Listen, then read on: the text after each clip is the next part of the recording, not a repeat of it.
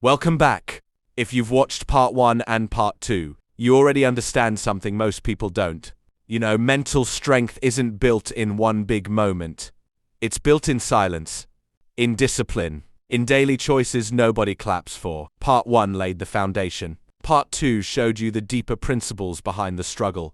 And now this is part 3. This is where we sharpen it. This is where we separate understanding from transformation. If you haven't watched part 1 and part 2 yet, pause this video. Go back. Watch them. Because this isn't random motivation. This is a process. And if you skip steps, you weaken the structure. But if you're ready, let's continue building the mind that does not break. We've built the foundation. We've established the principles. We've laid out the practices that transform ordinary discipline into extraordinary mental strength. But there's a deeper truth we need to examine. A truth about suffering, about meaning, about why we do any of this. Because mental strength without purpose is just hardness, just resistance, just the ability to endure without understanding why endurance matters. The final layer of mental strength isn't about adding more habits. It's about understanding the philosophy beneath them, about grasping why these practices work, about seeing the larger pattern, about recognizing that building mental strength isn't just about becoming tougher.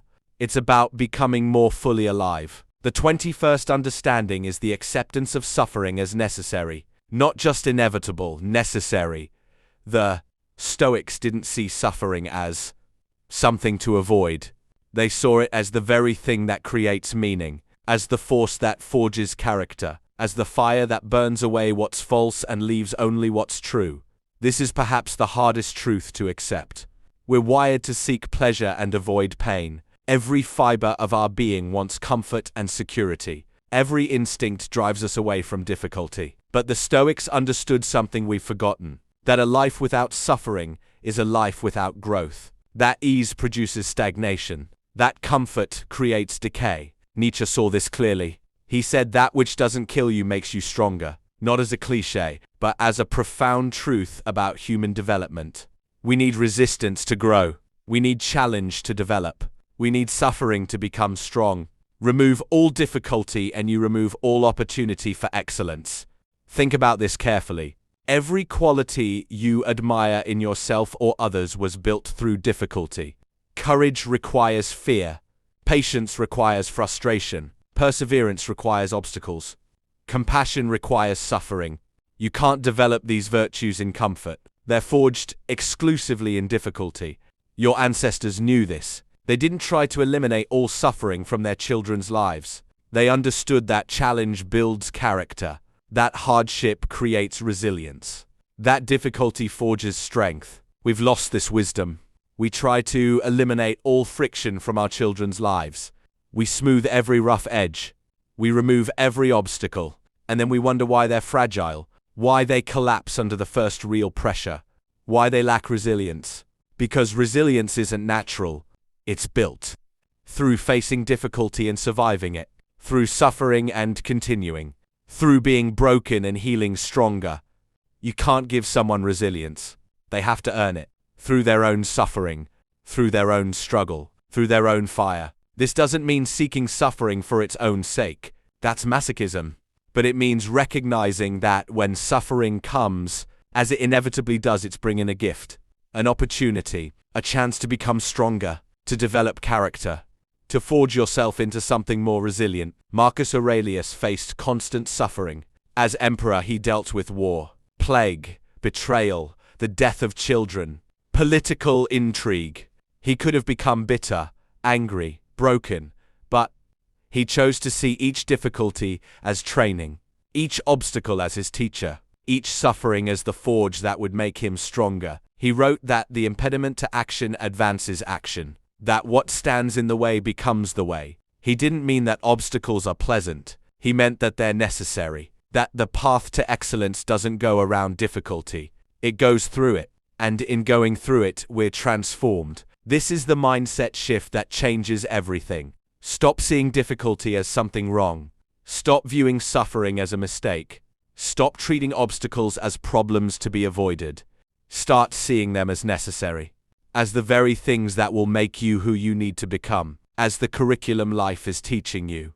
When you face hardship, ask yourself, what is this teaching me? What quality is this building? What strength am I developing? Every difficult situation is building something in you. Patience or courage or resilience or wisdom. The suffering isn't random. It's purposeful. It's creating the person you're becoming. This doesn't eliminate the pain. Suffering still hurts. Loss still grievous. Difficulty is still difficult. But it changes your relationship to it. You're not a victim of suffering. You're a student of it. You're not being punished by difficulty. You're being educated by it. You're not broken by hardship. You're being forged by it. The 22nd understanding is the recognition of voluntary meaning. The idea that meaning isn't found. It's created. The Stoics didn't believe the universe handed you purpose. They believed you chose it. You decided what mattered. You created meaning through your choices and actions. This is both terrifying and liberating. Terrifying because there's no inherent meaning, no cosmic purpose assigned to you, no predetermined path. You have to create it yourself. Liberating because you have complete freedom.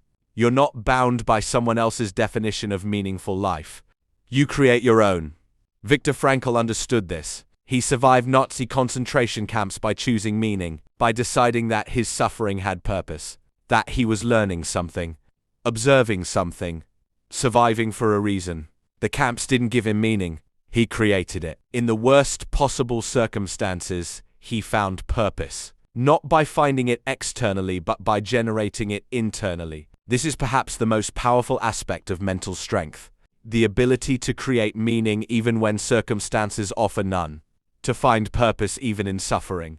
To choose what matters even when everything seems meaningless. Most people wait for meaning to arrive. They think they'll find their purpose, discover their calling, stumble upon the thing that gives their life significance. And while they wait, they drift. They live without direction. They suffer without understanding why. They endure without purpose. But meaning doesn't arrive. You create it. Through your choices. Through your values. Through your actions. You decide what matters. You choose what's worth suffering for. You create purpose through commitment. The practice is to consciously choose your meaning. What do you value? What are you willing to suffer for? What would you sacrifice comfort to achieve? What legacy do you want to leave? What difference do you want to make? These aren't questions with right answers. They're questions only you can answer. And your answers create your meaning. You choose that raising your children well is meaningful. That choice transforms every challenge of parenting into purposeful suffering. The sleepless nights aren't just exhaustion. They're service to something meaningful. The frustrations aren't just difficulties. They're part of the meaningful work of shaping a life. You choose that building your business is meaningful. That choice transforms every obstacle into a worthwhile challenge. The setbacks aren't just failures. They're lessons in service of your purpose.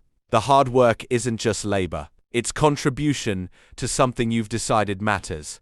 You choose that developing your character is meaningful. That choice transforms every difficulty into opportunity. The temptations aren't just struggles. They're chances to practice virtue. The hardships aren't just suffering. They're the forge that's building you. This is the secret to bearing unbearable suffering, to enduring impossible difficulty, to finding strength when you have nothing left, meaning, purpose, the recognition that this suffering serves something you've chosen to value, that this difficulty is building something you've decided matters. Nietzsche said, "He who has a why can bear almost any how." When you have meaning, when you have purpose, when you've chosen what matters, you can endure almost anything. The suffering doesn't disappear, but it becomes bearable because it's in service of something significant. The 23rd understanding is the practice of Amor Fati, love of fate, not just acceptance of what happens, but love of it, embrace of it, choosing to want exactly what you have, exactly what happens, not despite its difficulty, but including its difficulty. This seems impossible. How can you love loss? How can you embrace suffering? How can you want the difficult things that happen? But the Stoics didn't mean loving suffering for its own sake. They meant recognizing that everything that happens, even the difficult things, is part of the path, part of what's making you, part of what's necessary. Marcus Aurelius practiced this constantly. Whatever happened, he worked with it. He didn't waste energy wishing things were different. He accepted what came and used it. Rain on a military campaign? Work with rain. Betrayal by a friend? Learn from betrayal. Plague in the empire? Face the plague. He loved his fate not because it was easy but because it was his. And resisting it would only create additional suffering. This practice builds profound mental strength. When you stop fighting reality, when you stop wishing things were different, when you start embracing what is, you're free. You're not wasting energy on resistance. You're not creating additional suffering through resentment. You're working with reality instead of against it. The practice is to say yes to what happens, not passive acceptance. Active embrace. Something goes wrong. Instead of why is this happening to me? Ask what can I do with this? Instead of this shouldn't be happening, recognize this is happening. How do I use it? You get sick. You can resent the illness. Wish you weren't sick. Fight against reality. Or you can accept that you're sick and ask what this teaches you. What do you learn about your body? About rest? About limitation? About what actually matters when energy is limited? The illness is the same. Your relationship to it determines your suffering. You lose a job. You can spiral into despair. Curse your bad luck. Wish things were different. Or you can accept the loss and ask what's next. What opportunity does this create? What were you tolerating that you're now free from? What new path is available? The loss is the same. Your response determines everything. This isn't toxic positivity. It's not pretending bad things are good. It's recognizing that bad things happen and resistance doesn't change them. That fighting reality adds suffering to suffering. That accepting what is and choosing to work with it reduces suffering and creates possibility. Epictetus taught that we should wish for things to happen exactly as they do, not because everything is perfect, but because everything that happens is reality. And reality is what we have to work with. Fighting it is madness. Working with it is wisdom. The 24th understanding is the recognition of time as the ultimate currency. The awareness that you're spending your life moment by moment. That time is the one resource you can't recover. The one thing you can't buy more of. The one investment that determines everything else. The Stoics were obsessed with time. Seneca wrote entire essays on it. He said we're generous with money but stingy with time. Even though time is infinitely more valuable, we let people waste our time constantly. We waste our own time endlessly. We act like we have infinite amounts of it. And then we die having spent most of it on things that didn't matter. This builds mental strength through prioritization. When you recognize time's value, you become fiercely protective of it. You stop doing things that don't matter. You stop letting people steal it. You stop wasting it on distractions and trivialities. You invest it in what's meaningful. The practice is to regularly audit your time. Where is it going? What are you investing it in? If you had 1 year left to live, would you spend your time this way? If not, why are you doing it? You don't know how much time you have. It might be 1 year. It might be less. So, why spend it on things you wouldn't choose if you knew time was short? You spend hours on social media. Is that worth your life? Because that's what you're trading. Life for scrolling. Time for distraction. Your remaining moments for other people's curated highlights. When you see it that way, when you recognize the exchange, you stop. Because no amount of scrolling is worth your life. You spend time with people who drain you. People who don't value you. People who waste your time. Why? Because you're afraid to say no? Because you don't want to hurt their feelings. But they're taking your most valuable resource.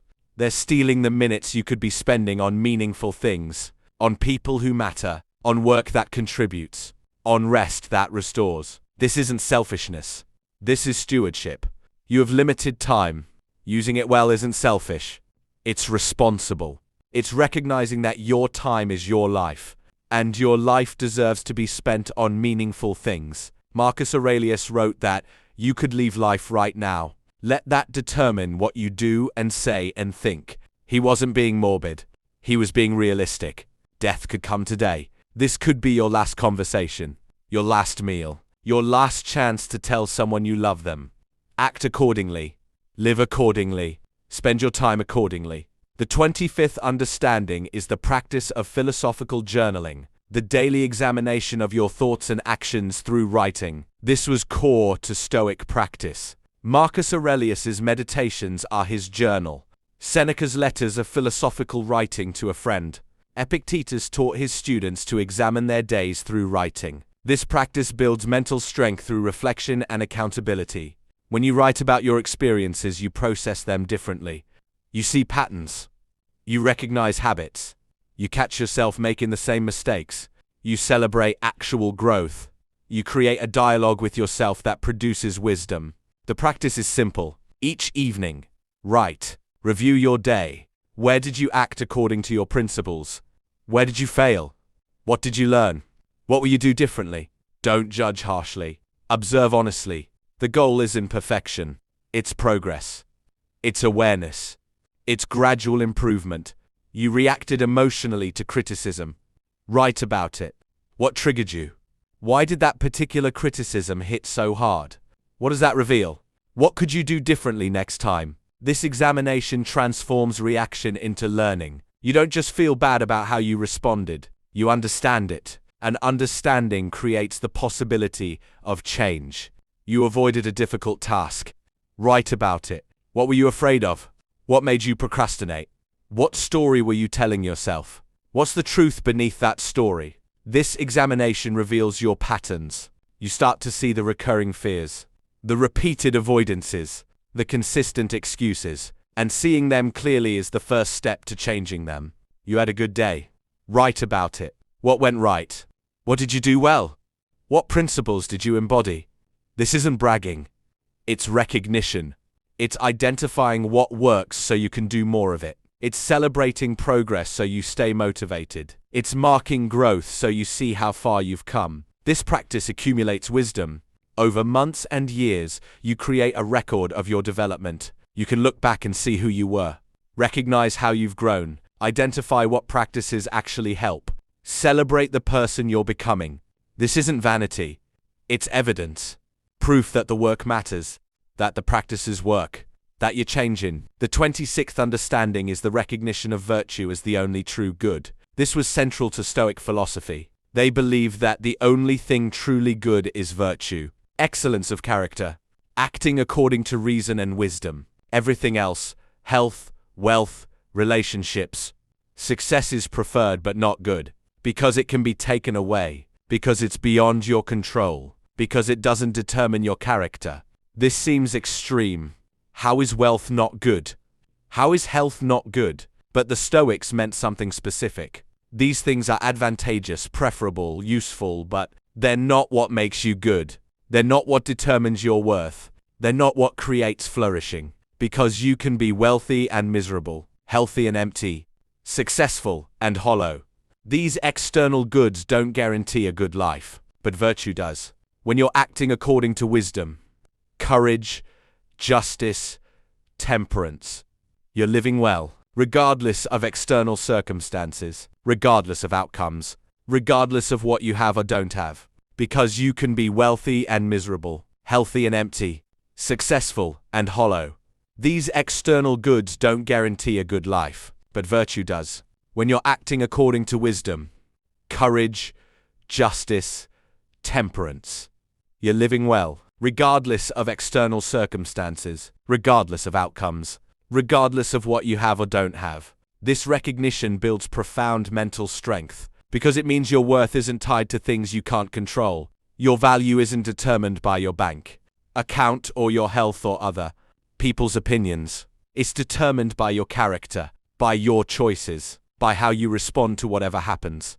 And that's entirely in your control. The practice is to focus on virtue above outcomes. Don't ask, did I get the result I wanted? Ask, did I act virtuously? Don't measure success by external markers. Measure it by internal ones. Did you act with courage? With wisdom? With integrity? With compassion? If yes, you succeeded. Regardless of outcome. You gave a presentation and it went poorly. The audience didn't respond well. The client said no. But did you prepare thoroughly? Did you deliver honestly? Did you do your best work? Then you succeeded. The outcome wasn't what you wanted, but your part, the part you control, was excellent. And that's success. You tried to help someone and they rejected your help. They didn't appreciate it. Maybe they were even angry. But did you offer help from genuine care? Did you respect their choice? Did you act with compassion? Then you acted virtuously. The outcome wasn't ideal, but your action was good. This shifts everything. You're no longer dependent on results to feel good about yourself. You're no longer crushed when outcomes don't go your way.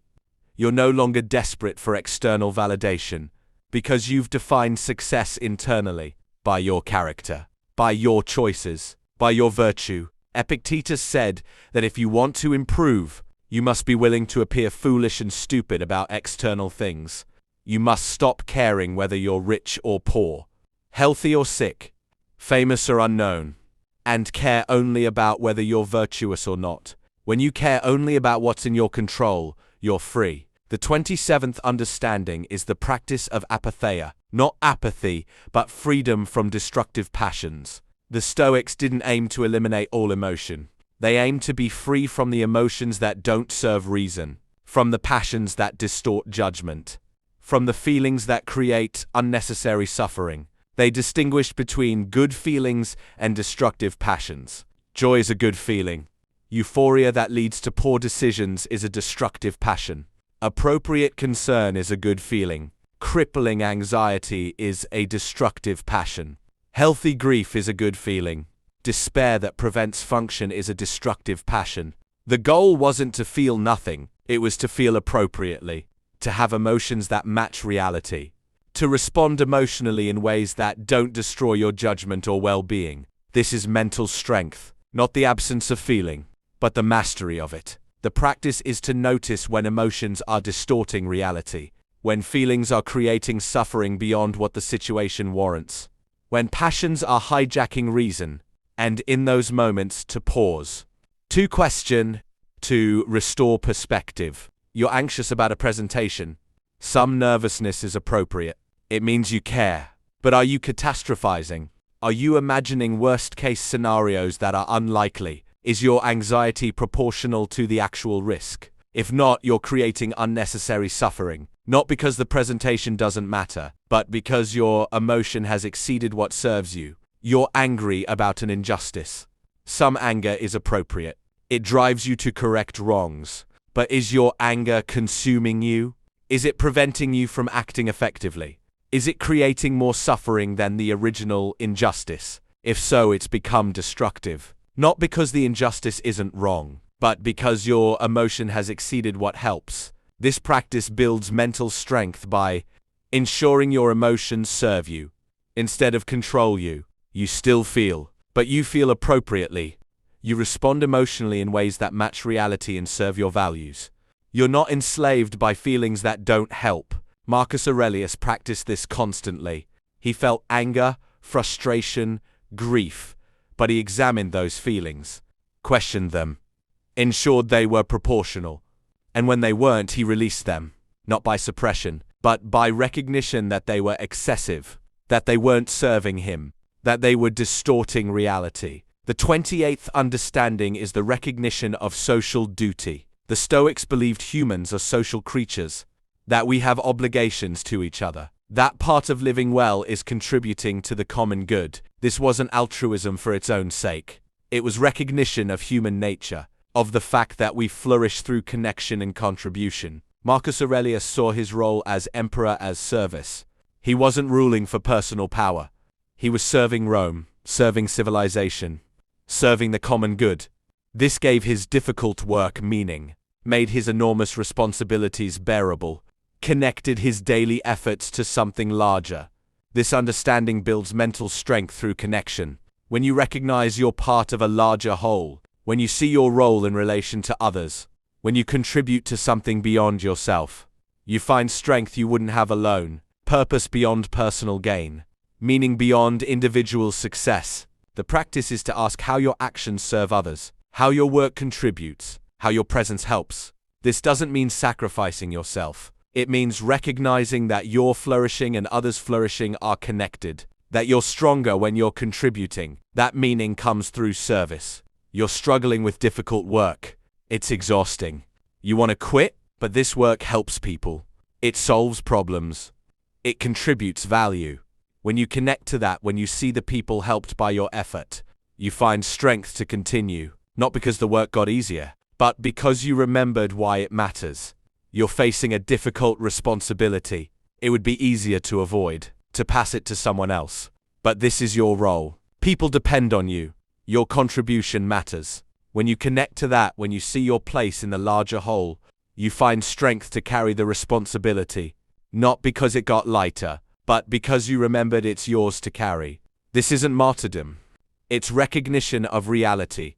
You are part of a community. You do have roles. People do depend on you, and recognizing that, embracing it, living up to it, creates meaning and strength. Epictetus taught that every person has roles: parent, friend, citizen, professional, and each role carries duties. Mental strength comes from fulfilling those duties, from doing your part, from contributing what's yours to contribute.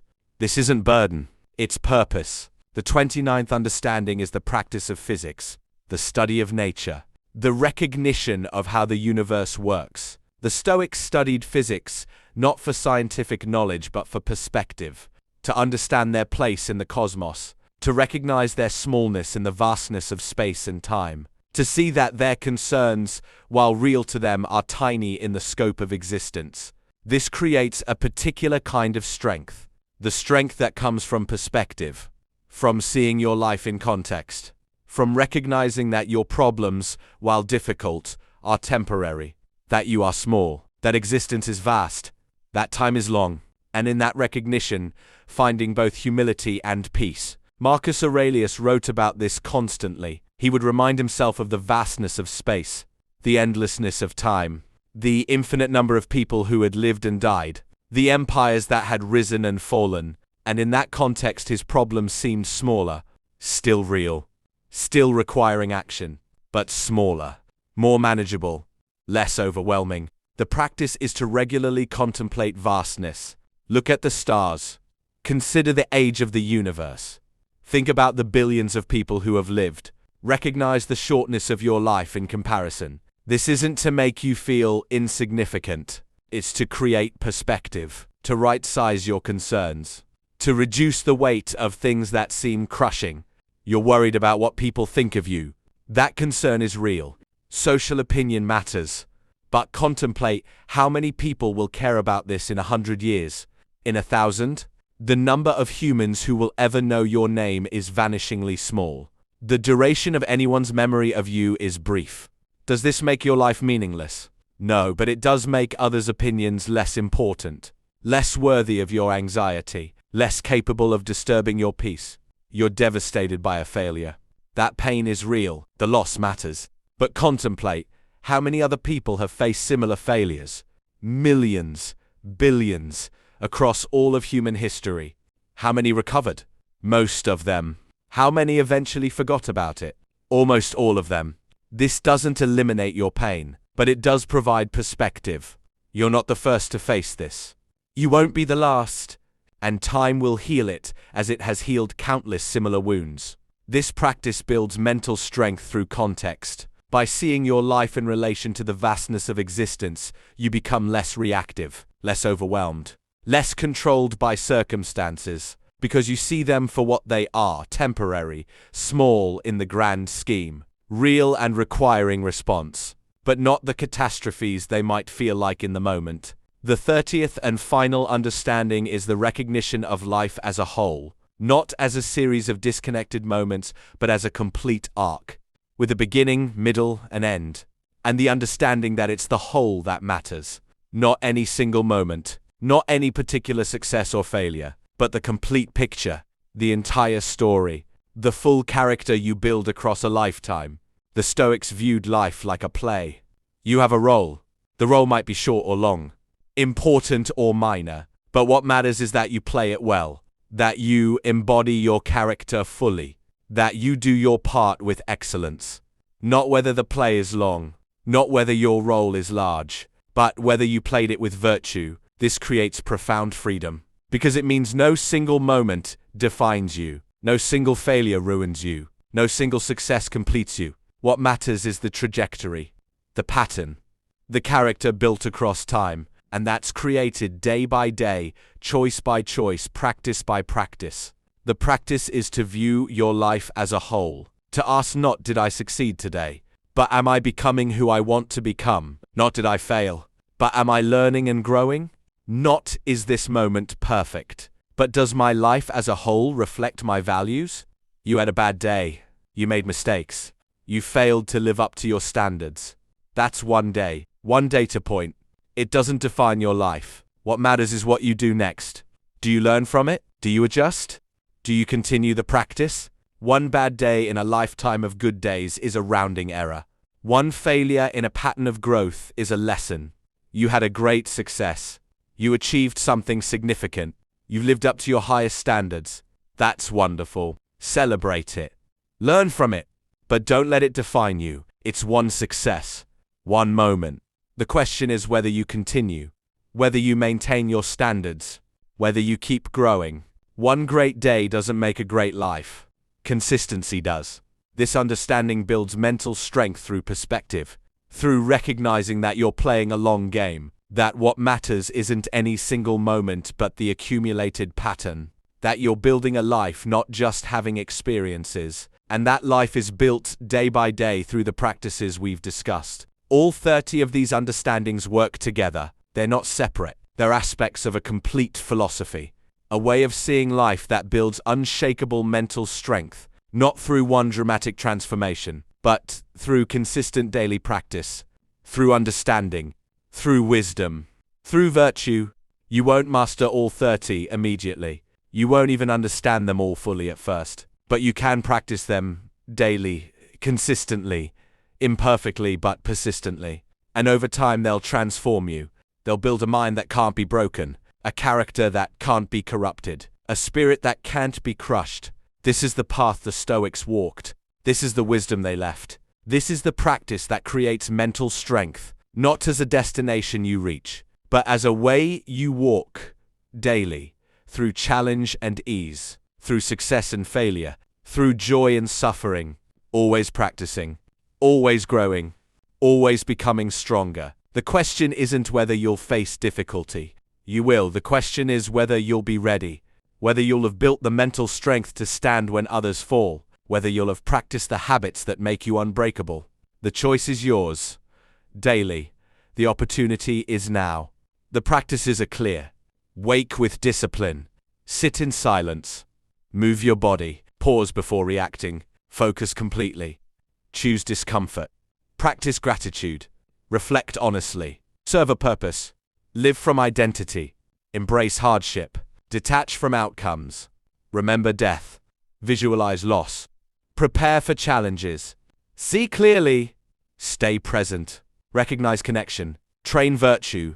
Aim for flourishing. Accept suffering. Create meaning. Love your fate. Value time. Journal philosophically. Pursue virtue. Free yourself from destructive passion. Fulfill your duties. Contemplate vastness. View life as a whole. These aren't suggestions. These are requirements. If you want mental strength that lasts, if you want resilience that endures, if you want a life of meaning and purpose and character, you must practice daily, without exception, without negotiation. The Stoics didn't wait for motivation. They didn't wait for perfect conditions. They practiced daily because they knew that excellence is a habit. That character is built through action. That mental strength is forged through consistent practice. You have everything you need. The knowledge is here. The practices are clear. The wisdom is available. All that's missing is your decision, your commitment, your daily practice. Mental strength isn't built in one dramatic moment. It's built in thousands of small ones. In the morning when you wake with discipline. In the difficulty when you choose to face it. In the temptation when you choose virtue. In the suffering when you choose meaning. In every single moment when you practice being who you've decided to become. This is your forge. These daily habits are your fire. This philosophy is your hammer. And you are the steel. Being heated. Being shaped. Being transformed into something stronger than you've ever been. Something capable of facing anything. Something that can't be broken because you've already been broken and rebuilt stronger. The ancient wisdom still works. The practices still transform. The philosophy still builds character. All that's required is your willingness to practice, to show up daily, to do the work when you don't feel like it, to continue when it's hard, to persist when you want to quit. This is the path. Walk it daily, with discipline, with wisdom, with courage, with commitment, and day by day, practice by practice, you'll build mental strength that cannot be shaken, character that cannot be corrupted, a mind that cannot be broken. The forge is waiting, the fire burns. The work begins now, today, this moment. Choose strength. Choose discipline.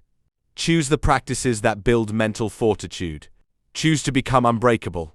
Your future self, the one who faces whatever comes with calm and strength and wisdom, is built today, through the choice you make right now, through the practice you begin this moment, through the commitment you make to daily discipline. Build yourself. Forge your mind. Become unbreakable. The world needs people who can't be broken, who stand when others fall, who continue when others quit, who embody strength not through force but through character, through wisdom, through daily practice. This is your calling. Answer it. This is your path. Walk it. This is your life. Live it with discipline, wisdom, and strength. The habits are simple. The practice is clear. The choice is yours. Begin. You followed part 1. You stayed through part 2. And now you've finished part 3. This isn't the end. This is the beginning of the stronger version of you. Stay disciplined. Stay dangerous. Stay mentally strong. If this message spoke to you, don't just watch and disappear. Subscribe, because we're not building comfort here. We're building strength. And drop a comment below. Tell me what battle you're fighting right now.